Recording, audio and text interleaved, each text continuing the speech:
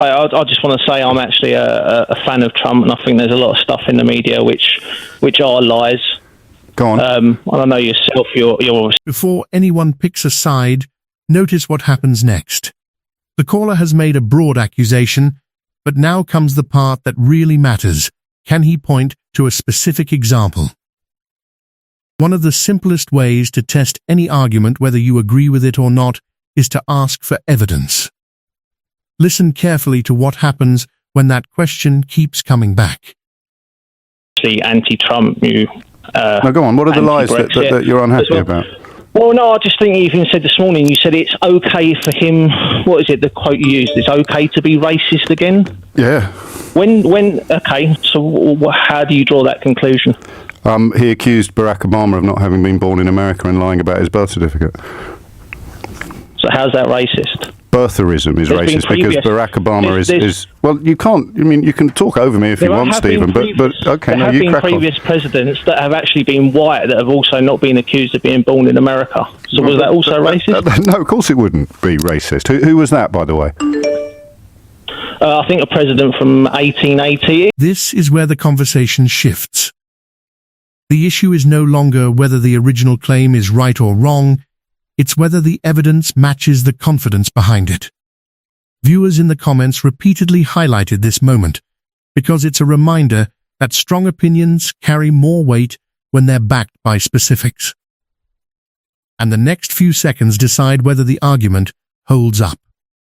Who? No, come on, you're on national radio. You've got your ducks in a row. Tell me about the last time an American president was accused of not being born in America. I've forgotten the names. But don't be silly. Don't tease me. Of course you haven't forgotten the name. You wouldn't come on the radio and say something and then immediately fall apart in response to the first question you asked. It's not falling apart. Okay, so let's go back to the lies that have been told about Donald Trump. Which one would you reach for first?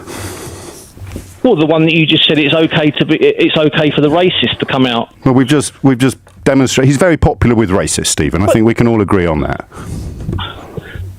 Well, he's not popular with racists. So it wasn't white nationalists that invaded the Capitol last week, then.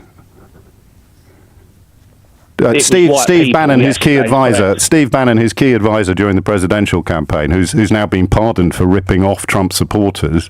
He didn't say you should wear the accusation of racism like a badge of honor. Well, that's his quote. I mean, if that's what he's saying. But the fact that you can't just say then that everyone that marched on the Capitol is racist. I didn't. I said they were white nationalists. Well, you're also portraying that. So let's go back to the lies, Stephen. Let's go back to the lies that the mainstream media in America has told about Donald Trump.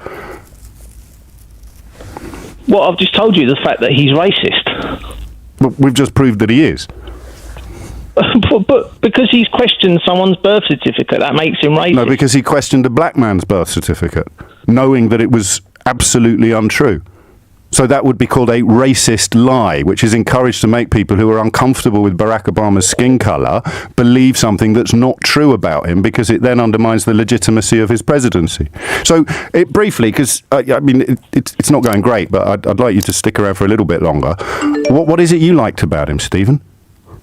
I think that he come out and spoke a lot of the truth on stuff. Yeah, what stuff?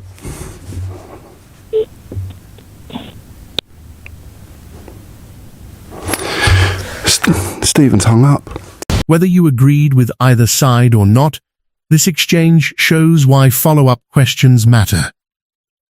Political debates often generate more heat than light, but asking someone to explain, clarify, or support a claim can reveal far more than a shouting match ever will. That's probably why this clip continues to resonate years later. It isn't just about one caller or one politician. It's about how we judge arguments in public life.